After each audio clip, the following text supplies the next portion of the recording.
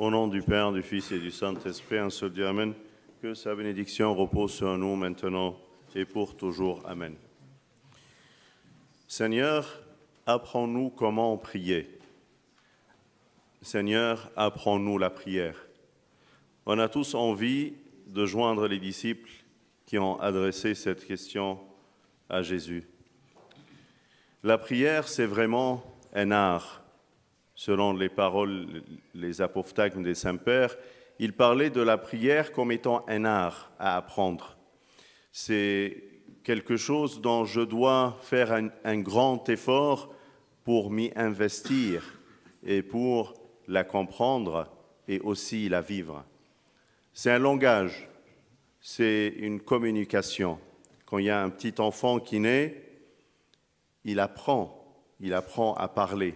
On n'est pas avec une langue dans la bouche, mais on développe une langue selon la communauté et l'environnement dans lequel on grandit. Si on grandit dans un pays anglophone, on a une langue mère qui est l'anglais. Si on grandit dans un pays francophone, notre langue mère, c'est le français. Si on grandit dans un pays arabophone, notre langue mère est l'arabe. Ainsi de suite.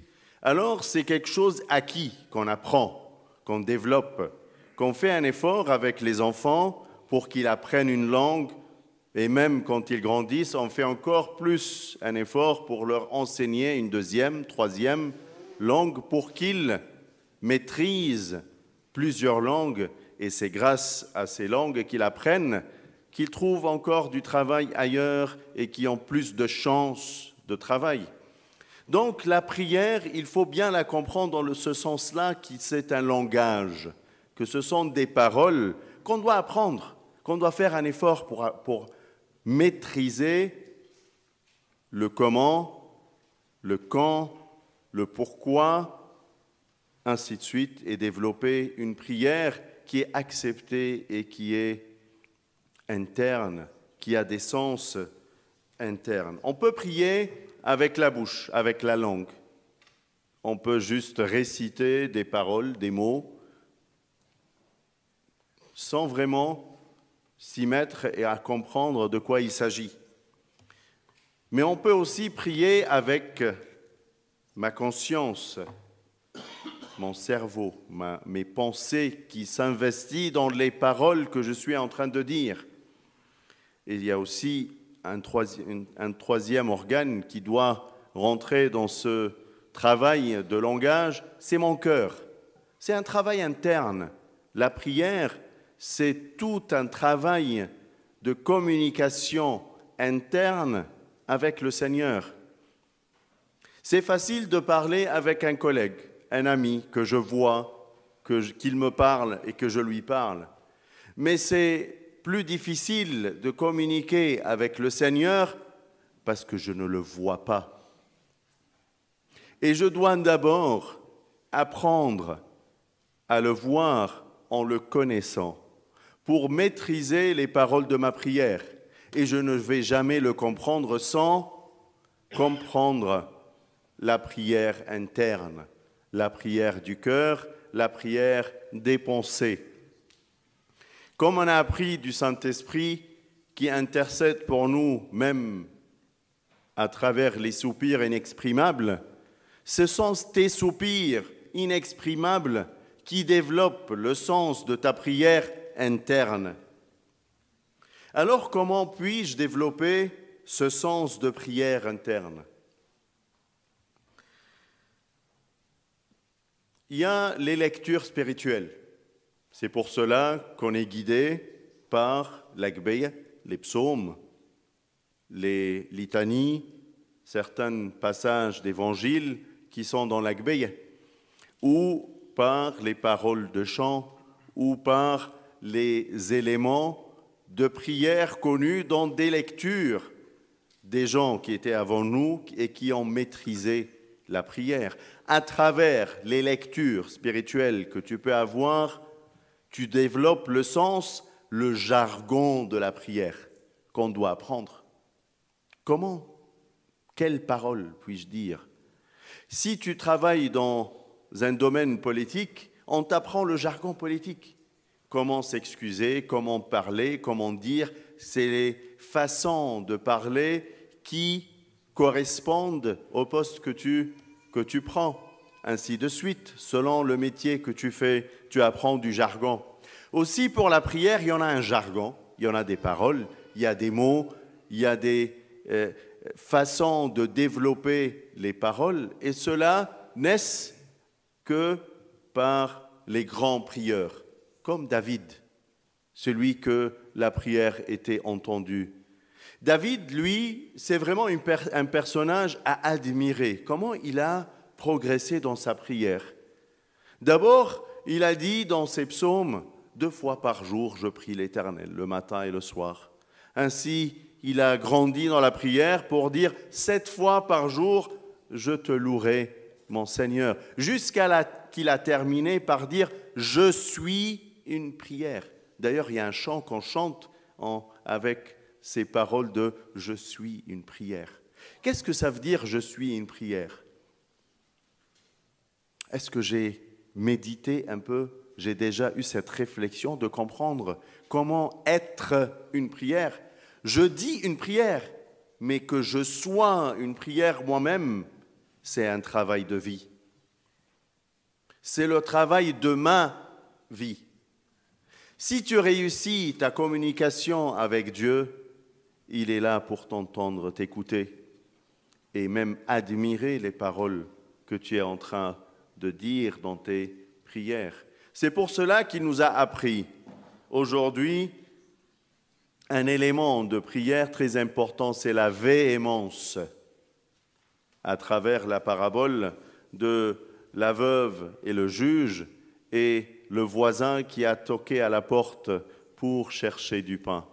Dans la véhémence, dans la répétition de tes prières, il y a un travail interne qui se développe à l'intérieur de toi.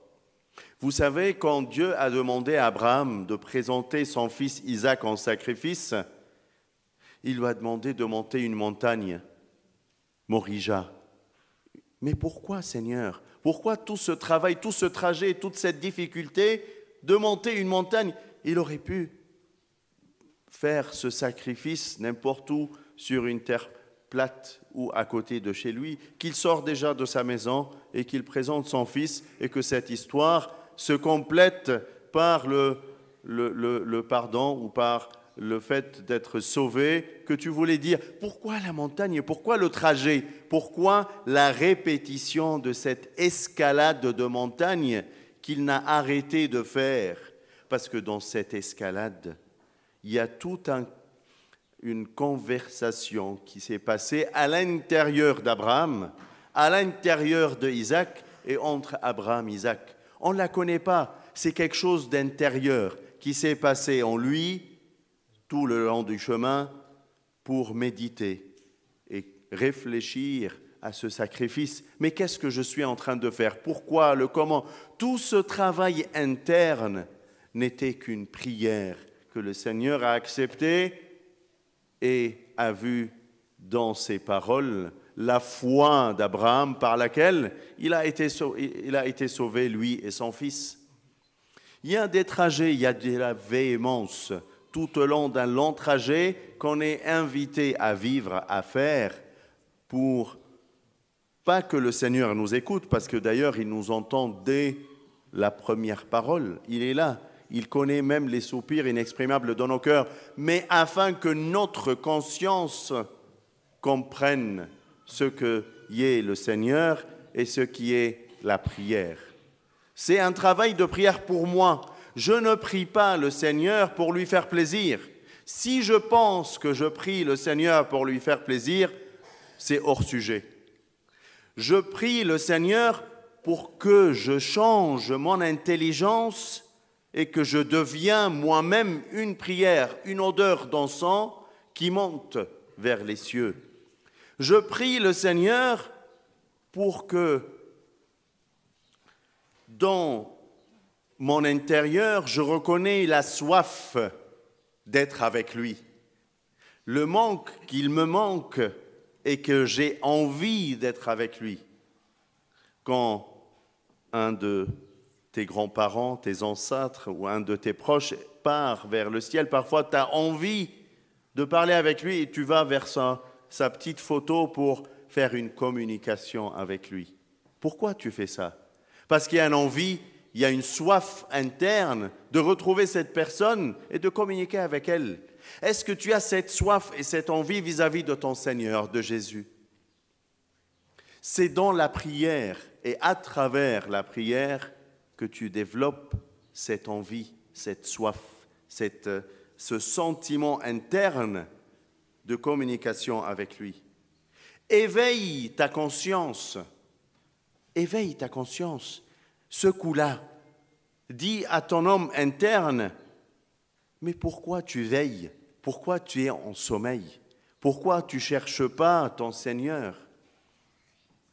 Dans cette prière interne, il y a tous les secrets de la communication avec Dieu.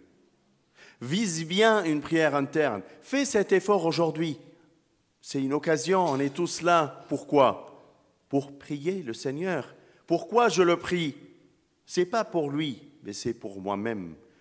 Pour que je travaille ma conscience, je nettoie mon cœur, je nettoie mes pensées, je m'adresse à lui et je comprends qu'est-ce que je peux lui demander. Il nous l'a dit dans ce même passage, en réponse à la question des disciples, en leur disant « Qui demande à son père du pain et qui lui donne une pierre, ou qui demande un poisson, il lui donne un serpent, ou qui lui demande un œuf et il lui donne un scorpion ?» C'est quoi le pain, le poisson et l'œuf? Ce n'est que les outils de ton salut. Le pain, ce n'est que le pain de vie, sans corps et sans sang. Est-ce que tu lui dis, Seigneur, j'ai envie de communier, ou tu le fais par habitude? Est-ce que tu as toujours cette envie de communier de ces saints sacrements? Est-ce que tu le demandes, tu l'exprimes dans ta prière? Est-ce que tu n'as jamais demandé au Seigneur d'être un poisson qui nage contre les courants de ce monde? Seigneur, je ne veux pas imiter le monde. Je ne veux pas être comme tous les gens qui sont autour de moi, mais je veux être à ton image. Je veux être un poisson, comme le poisson qui nage contre le courant. Je veux, Seigneur, être cet être qui arrive à nager contre le courant de ce monde. Je veux être différent. Je veux être comme toi, à ton image. Est-ce que tu lui as déjà demandé de vivre la résurrection? L'œuf qu'on a d'ailleurs devant l'autel et qu'on admire comme l'oiseau admire son œuf, duquel sort son poussin, duquel sort le Christ du tombeau dans la résurrection. C'était l'outil que Marie Magdala a utilisé pour exprimer et expliquer la résurrection du Seigneur. Est-ce que tu lui dis, je veux vivre avec toi ta résurrection dans la force et la puissance de ta résurrection? J'ai envie de monter au ciel, c'est une envie, comme Saint Paul l'a dit, j'ai envie de quitter cette chair et monter vers ton royaume. Est-ce que tu as envie de vivre la résurrection? C'est le pain, le poisson et l'œuf que tu dois avoir en conscience dans ce que tu lui demandes, les éléments qui te mènent vers le salut, que ça soit dans ton comportement, que ça soit dans tes ambitions, la vie éternelle, ou dans la communion avec lui tous les jours. Ce sont les façons et les méthodes de prière. On est tous invités de changer, de le voir, de le connaître, de vivre avec lui une prière interne, une prière du cœur et de la pensée de chacun. Transforme la prière de la bouche en parole interne, en des sentiments, en des expressions, en des envies. C'est son objectif de vivre avec toi, d'être avec toi tous les jours. Exprime-lui tes peines, tes envies, tes douleurs. Il est là pour t'écouter, pour t'entendre, un Père qui est aux cieux, qui t'aime. Le premier mot qu'il a dit à ses disciples, quand vous priez, dites Notre Père qui es aux cieux, notre Père. Il est un Père qui a envie de t'entendre, de t'écouter et être toujours en ton aide. الصلاة النهارده أحبائي نفسنا كلنا نبقى مع التلاميذ اللي بتقول للسيد المسيح علمنا يا رب كيف نصلي. ايه ده؟ هو الصلاة ده محتاج تعليم؟ ايوه. اصل الواحد فاكر ان الصلاة دي حاجة كده، هقول كلمتين، كلمتين هقولهم لربنا، هو يعني شغلانة. ايه الصلاة؟ هنصلي، هنقول له يا رب، ايه المشكلة؟ لا، الصلاة دي فن. الآباء القديسين يقول لك في حاجة اسمها فن الصلاة. ايه فن الصلاة ده؟ ايوه. شوف طفل صغير كده لسه مولود بيتكلم؟ لا، ما بيتكلمش، بيتعلم الكلام بحسب البيئة اللي بيكبر فيها. لو واحد كبر في بلد بتتكلم انجليزي هيتكلم انجليزي، واحد كبر في بلد بتتكلم فرنساوي هيتكلم فرنساوي، في بيتكلموا عربي هيتكلم عربي. ايه ده؟ ايوه، البيئة والوسط اللي انت بتبقى موجود فيه بيعلمك الكلام والمفردات والألفاظ بقى بكل ما فيه. ايوه، دي حاجة انت بتتعلمها وبتكبر جواها علشان تجدها. وبعد ما تتعلم لغة تقول عايز اتعلم التانية والتالتة، وتدور تعلم أولادك لغات كتير عشان يبقى عندهم فرص في الحياة وفرص في الشغل ويبقى عندهم تميز. أيوه، الصلاة دي كمان لغة داخلية، لغة مختلفة، لازم اجتهد ان انا اتعلمها، لازم ادور ان انا طب هتعلمها منين؟ اتعلمها فين الصلاة دي؟ في الكتب المقدسة، في الأجبية، في داوود اللي كتب المزامير دي كلها.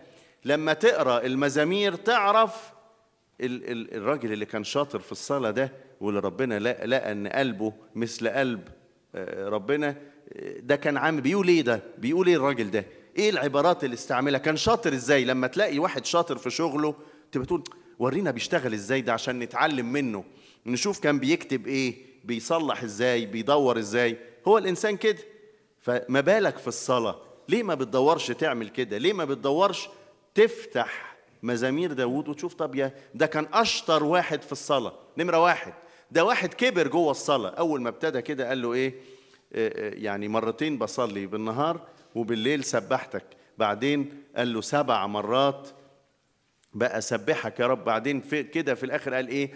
اما انا فصلاة.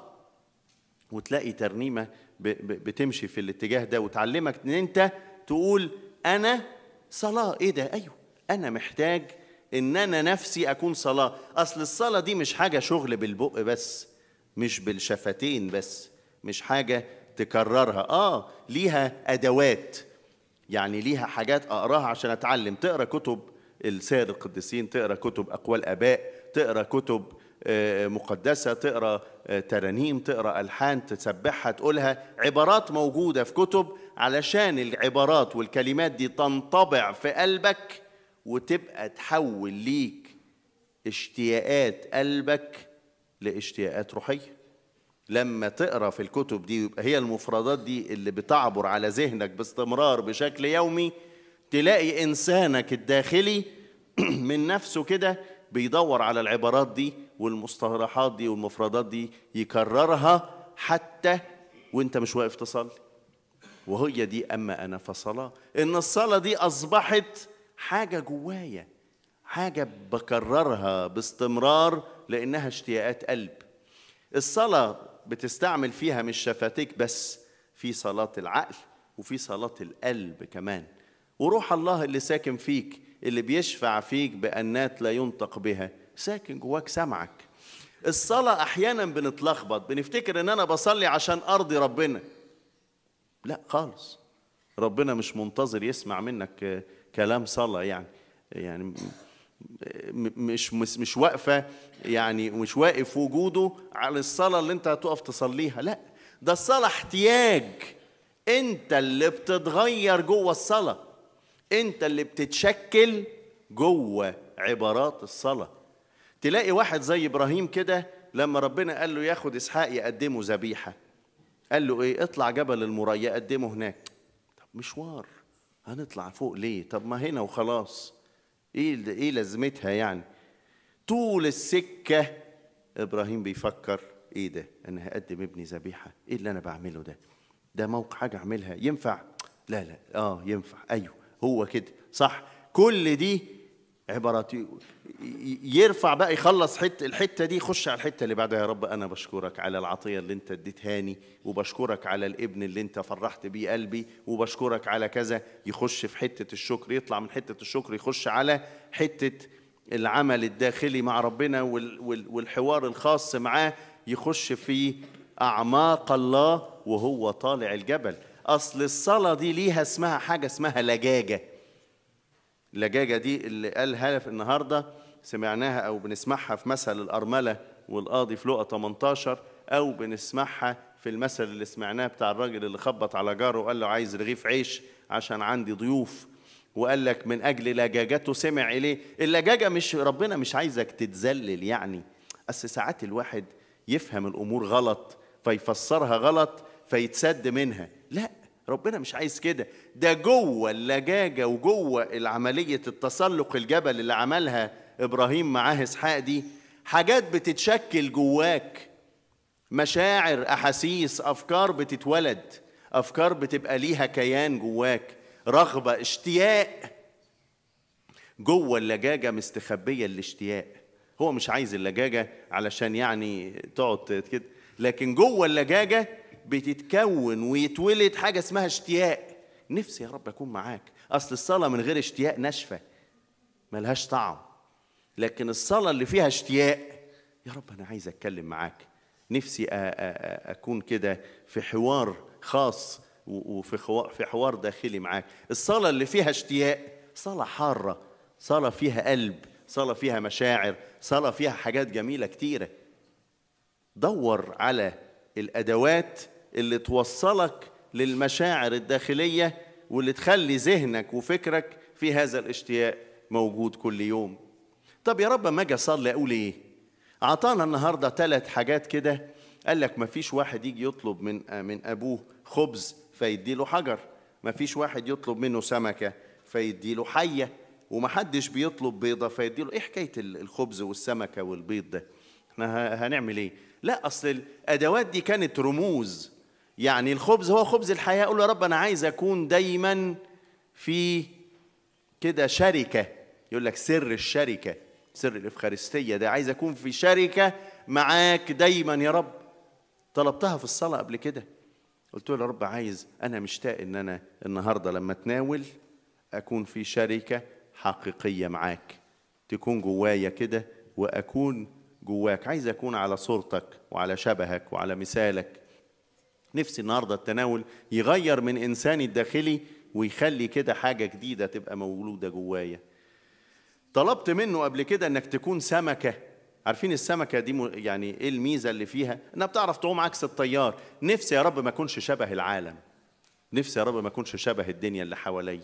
عايز اعرف اعوم ضد التيار. نفسي اكون كده فعلا زي السمكة اللي بتعرف تيجي ناحيتك حتى لو كل الناس بعدت، انا اعرف اجي، اعرف اعوم عكس التيار. قويني يا رب ان انا اعرف اعمل كده. تبقى طلبة حقيقية، طلبة تفرح قلب ربنا.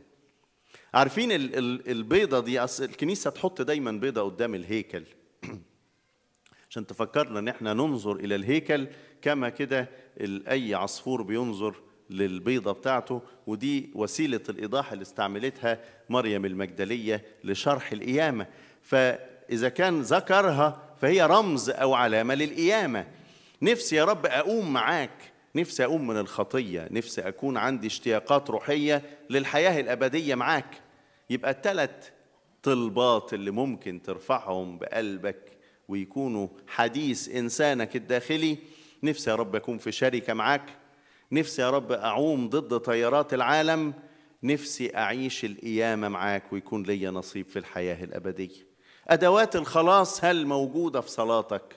ولا صلواتك ما هي إلا طلبات خاصة بحياة هتنتهي؟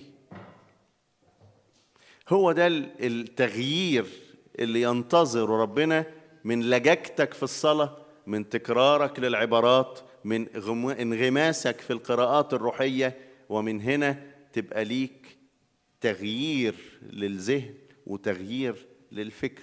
دور على الأدوات اللي ترفعك في الصلاة. علمنا يا رب كيف نصلي.